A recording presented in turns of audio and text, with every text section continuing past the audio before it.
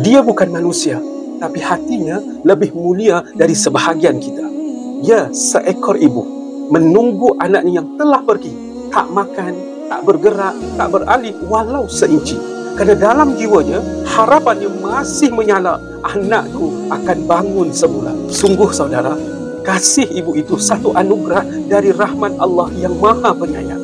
Allah berfirman dalam surah Al-Isra ayat 23, dan Tuhanmu memerintahkan agar kamu jangan menyembah selainnya, dan hendaklah kamu berbuat baik kepada ibu bapamu. Jika haiwan pun setia dalam cinta, apakah kita yang berakal ni mudah lupa pada jasa ibu kita? Rasulullah SAW juga bersabda, syurga itu di bawah telapak kaki ibu. Hadis riwayat An-Nasai.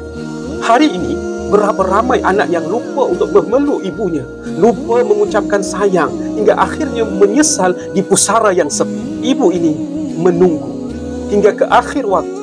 Janganlah kita jadi anak yang hanya menangis bila pintu syurga itu sudah tertutup. Selagi ibu masih hidup, genggamlah tangannya, tataplah matanya, kerana saat dia pergi, dunia ini tak akan pernah sama macam dulu lagi. Jangan lupa follow, like, comment and share. Semoga ramai yang dapat manfaat.